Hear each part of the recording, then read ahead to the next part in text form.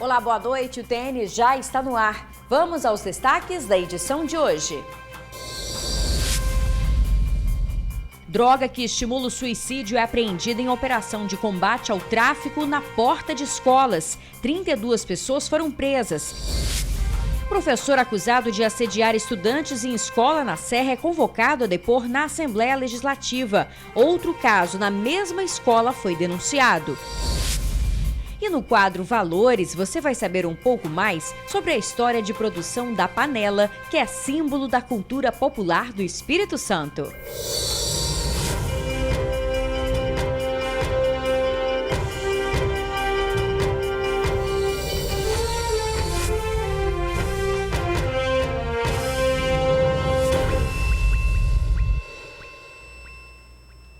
Uma mulher procurada por tráfico internacional de drogas foi presa durante uma operação de combate à venda de drogas na porta de escolas. Na ação foi apreendida uma droga que faz o usuário ter desejo de tirar a própria vida. Boa parte dos entorpecentes apreendidos foram encontrados em uma casa, na região de Manguinhos, na Serra. Entre as drogas, MD líquido. O MD, ele especificamente é um princípio ativo concentrado do êxtase. O efeito é devastador, é alucinógeno, tem até relatos pelo mundo de suicídios após o consumo desse entorpecente. Toda essa droga foi apreendida na manhã dessa sexta-feira, em várias cidades do Espírito Santo.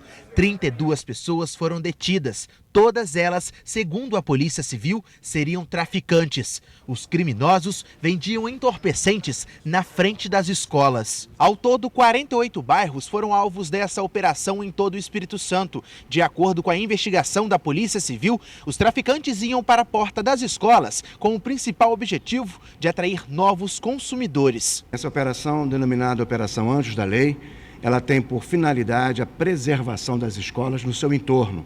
Trabalhar aquele tráfico de drogas que fica no entorno das escolas, que possibilitam, né, que crianças e adolescentes e jovens tenham acesso à droga. Então a ideia é combater esse tráfico para que eles não se aproximem das escolas. Em Guarapari, a Polícia Civil conseguiu chegar até Manuela Borges Oliveira. Ela estava com mandado de prisão em aberto por tráfico internacional de drogas. Ela havia sido presa anteriormente no estado de Roraima, na posse de 5 quilos de pasta base e recobrou a liberdade, provavelmente em razão da condição de mãe de criança de menor idade e atualmente gestante, mas regressou a Guarapari, cidade natal dela, e teve a prisão decretada pela Justiça daquele estado. O alvo seria o marido dela, Adonias Reis dos Santos. Os dois acabaram detidos. Acreditamos que ela não seja a chefe de uma organização criminosa, mas uma intermediária que junto ao marido exercia a condição de gerente. Havia uma comercialização intensa em frente à residência deles, praticada inclusive por menores, e o marido dela e ela recebiam parte do valor arrecadado através da venda feita por vapores e, eventualmente, promoviam também a venda direta. A polícia também realizou prisões nas cidades de Linhares, São Mateus e Cachoeiro de Itapemirim. Essa metralhadora de fabricação caseira foi encontrada em uma das casas. Espingardas também foram apreendidas. É uma metralhadora de fabricação caseira, porém muito bem feita. Ela é uma imitação de uma Safari israelense e nós vamos também trabalhar no sentido de entender e saber quem é que está produzindo essas armas. Com certeza, estamos aí para lançar uma nova delegacia, a Delegacia de Desarme, que vai justamente trabalhar nesses casos. O ex-pastor Georgival Alves foi absolvido no processo em que era acusado de ter estuprado uma mulher em Linhares. A decisão foi tomada devido ao prazo legal que a vítima tinha para representar contra o acusado. O fato teria ocorrido em 2015, mas a mulher só foi até a delegacia no ano passado, 3 anos depois do suposto abuso, logo após a conclusão do inquérito que investigava a morte dos irmãos Joaquim e Cauã. Georgival Alves é acusado de abusar, agredir e matar os meninos. Ele continua preso e aguarda o julgamento. O professor acusado de assediar alunas de uma escola estadual na Serra foi convocado para se explicar na Assembleia Legislativa. E mais um professor foi denunciado pelo mesmo crime. O caso ganhou repercussão depois que as vítimas publicaram tudo nas redes sociais. As duas jovens de 17 anos contaram que um professor de matemática de 38 anos da escola Clóvis Borges Miguel, na Serra, cometia assédio contra elas. Estávamos fazendo uma atividade, da matéria e estávamos usando uma régua. Quando eu virei para frente, a régua já não estava mais lá. Eu olhei pro professor e ele estava com a régua. Eu solicitei que ele me devolvesse a régua para eu poder continuar fazendo a atividade. E ele colocou sobre o dele e falou, pega aqui. Diversas vezes ele fez piadinhas no corredor, falando do meu corpo. Eu fiquei meio chocada porque, para mim, até então, eu tinha a escola como referência no estado. O caso é de assédio sexual e já foi encaminhado para a Delegacia de Proteção à Criança e ao Adolescente. Agora, na próxima semana, o deputado estadual Lorenzo Pasolini, presidente da Comissão de Proteção à Criança e ao Adolescente, convocou os envolvidos para prestar esclarecimentos na Assembleia Legislativa. Os relatos aí indicam que o professor confessou parte desses fatos já nessas reuniões na escola. Nós encaminhamos cópia de todas as oitivas já para a Delegacia de Proteção à Criança e ao Adolescente, para as consequências na esfera penal. A CPI e a nossa Comissão de Proteção à Criança e ao Adolescente, ela produz prova e ajuda, auxilia a polícia nessa atuação. E na próxima terça-feira, às 9 horas da manhã, nós convocamos o superintendente regional de educação, a diretora da escola e o professor. Todos eles, na qualidade de servidores públicos, têm a obrigação de estar aqui na Assembleia Legislativa e oferecer, então, a sua visão dos fatos, a sua versão, respeitando aí a ampla defesa, o contraditório. O deputado conta que há relatos de outras vítimas e também de um outro professor que tem a mesma atitude. É importante que as famílias que tenham vítimas, que tenham adolescentes ou crianças ou pessoas hoje já na idade adulta que tenham passado por esse dissabor, que nos procurem aqui na Assembleia Legislativa, a Comissão de Proteção à Criança e ao Adolescente, a CPI dos Crimes Cibernéticos, para que nós possamos atuar, possamos efetivamente garantir direitos e dar a punição adequada a quem eventualmente tenha cometido esse tipo de crime. Olha, a Secretaria de Educação disse que o professor foi afastado e o caso está sendo investigado pela Corregedoria da SEDU. Estudante e advogado que se envolveram em um acidente que matou 2 pessoas na Terceira Ponte estavam a 150 km por hora.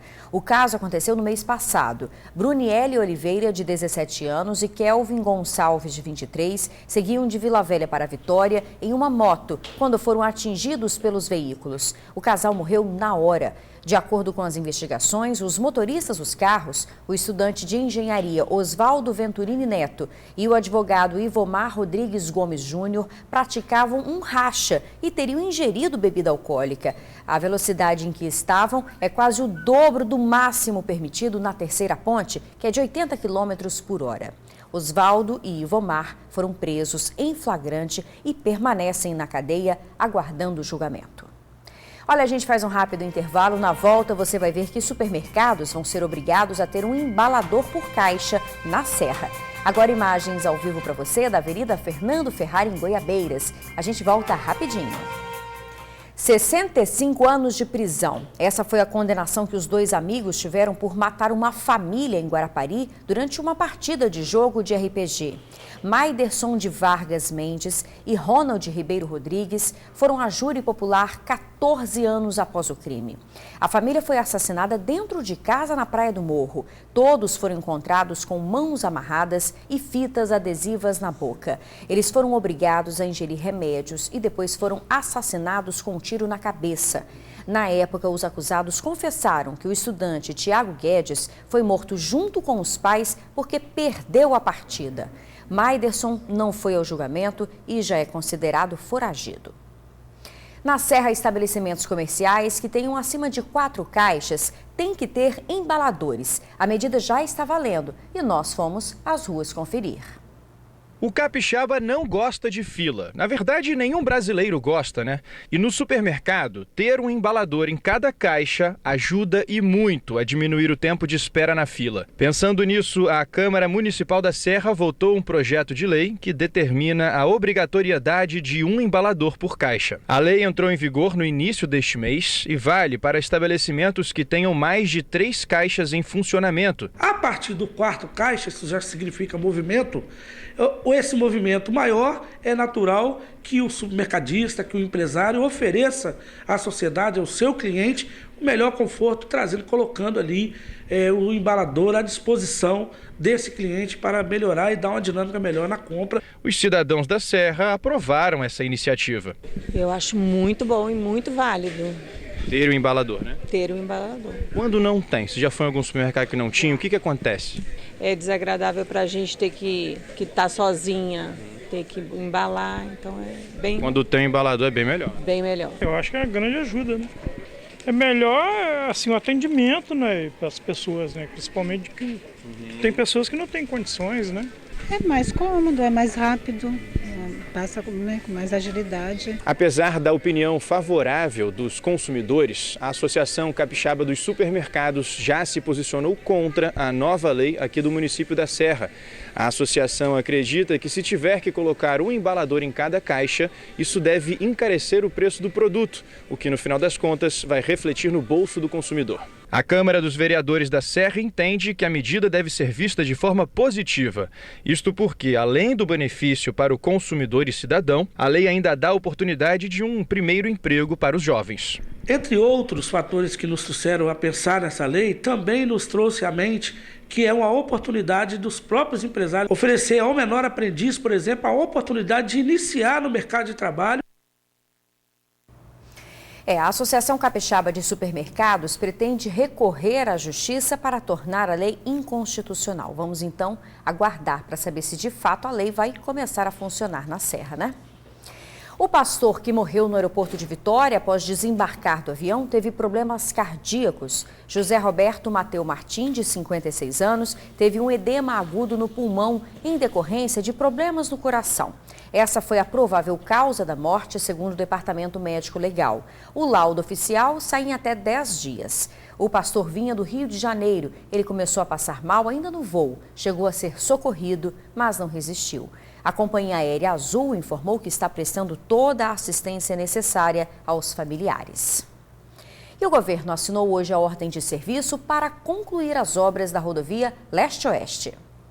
A iniciativa prevê a modernização e mobilidade no encontro da rodovia Leste-Oeste com a BR-262 em Cariacica. A ordem de serviço para o início das obras foi assinada hoje pelo governador Renato Casagrande. O trecho que vai receber a obra é de quase 4 quilômetros. Serão realizados serviços de drenagem, pavimentação e ciclovia. De acordo com o governador, um investimento de quase 10 milhões de reais. Teremos ali uma grande galeria, teremos pistas duplas, 2 saídas em direção à região de quem sai da Leste-Oeste e uma entrada com pista dupla ali entre o shopping e o supermercado que está sendo montado ali naquela região. Então, uma obra que vai embelezar e vai facilitar quem tem que acessar a Leste-Oeste, quem tem que ir para o terminal de Campo Grande e vai valorizar ainda mais aquela região. A rodovia Leste-Oeste foi inaugurada há 6 meses, mas não foi finalizada.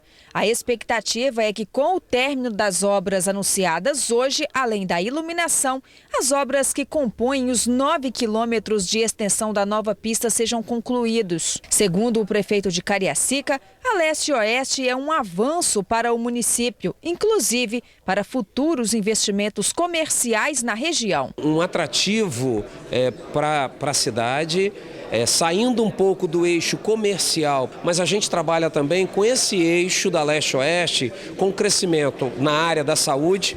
Então a chegada de um hospital ali já vai atrair toda a cadeia produtiva na área da saúde, como também as médias e grandes empresas que têm hoje polos para se instalarem ali.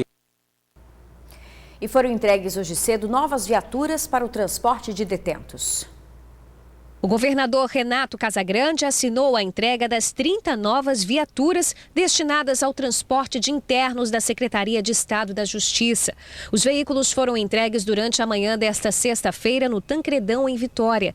Um investimento de mais de 4 milhões de reais do governo do estado. Viaturas com maior capacidade para a gente poder atender a demanda da Justiça também. E a gente dá fluxo ao processo do sistema prisional, todo o processo penal. Então, Então é um investimento importante porque vocês sabem que nós vivemos uma situação de muita necessidade de acompanhamento no sistema prisional pela quantidade de pessoas que estão no sistema, mais do que o sistema comporta. As viaturas vêm para reforçar a atual frota. Os cofres têm capacidade para 6 detentos, 4 a mais do que os veículos em uso. Hoje, a população carcerária do Espírito Santo é de 23 mil internos, divididos em 35 unidades.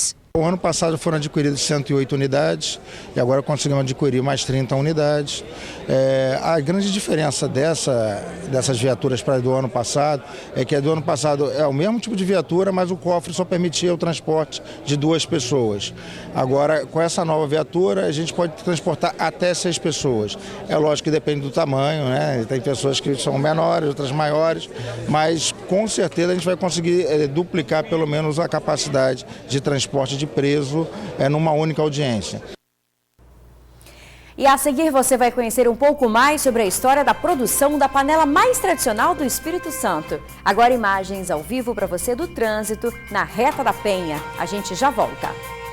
Todo mundo diz que muqueca capixaba tem que ser na panela de barro, não é mesmo? E os motivos são os mais variados. Um deles é que a panela deixa a muqueca quentinha e saborosa por muito mais tempo, né? E o jeito de fazer a panela de barro foi reconhecido, gente, como Patrimônio Cultural do Brasil.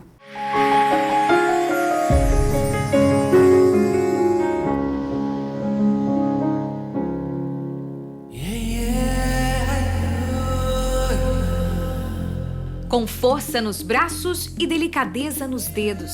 Aos poucos, a matéria-prima vai sendo umedecida e, com a ajuda de uma cuia, ganha forma. Estes gestos são repetidos há mais de 400 anos em Goiabeiras, Vitória. É daqui que sai um dos principais ícones da cultura capixaba, a panela de barro, herança das tribos indígenas que viviam no litoral do Espírito Santo. De lá para cá, pouca coisa mudou no processo de confecção das panelas. A técnica é repassada das avós às filhas e chega até as netas e netos também. Minha bisavó fazia, minha avó, minha mãe, hoje trabalha eu, 4 irmãs, 2 irmãos, trabalhando com panela de barro. Se você for ver aqui dentro do galpão, se você for contar história, com história é história, sai a mesma história e afinal são tudo parentes. Vem tudo de um parentesco só. Toda a matéria-prima para a confecção das panelas é retirada da própria natureza. A argila que vem do Parque do Mulimbá é modelada e depois selada com uma pedra. E dali vai direto para uma fogueira a céu aberto. Das lascas do tronco da planta popularmente conhecida como mangue vermelho, vem o tanino.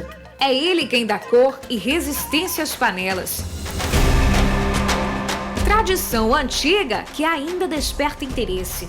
O galpão é ponto turístico e recebe por mês mais de 5 mil visitantes. Entre eles, pequenos curiosos, que aqui aprendem literalmente a colocar a mão na massa. Eu nunca tinha feito antes, mas agora que eu fiz, eu gostei muito e eu vou pedir minha mãe para me trazer aqui mais vezes. As oficinas de fazer panela que eram dentro de casa passam a ser em um galpão. O espaço, com 32 cabines de produção, hoje é sede da Associação das Paneleiras. Por aqui, em cada cantinho, uma etapa da confecção vai sendo executada. Todo o processo até que uma panela de barro fique pronta leva, em média, 1 semana. A queima é a última das etapas.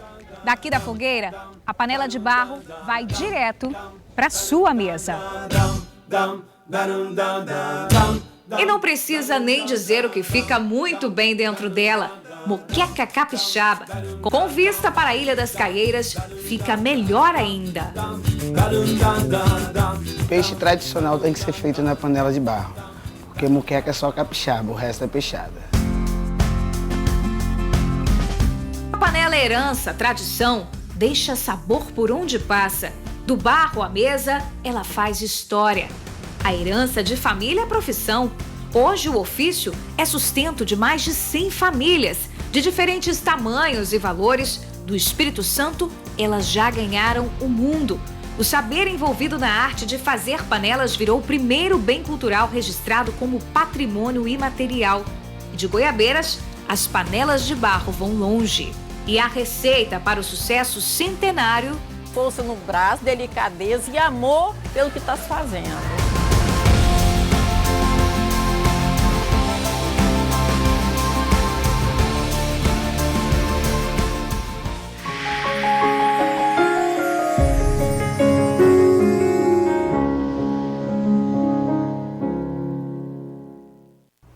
Muito bacana, né? A história do nosso estado, a nossa herança indígena. É isso aí, a gente fica por aqui. Para você, uma boa noite, um ótimo final de semana.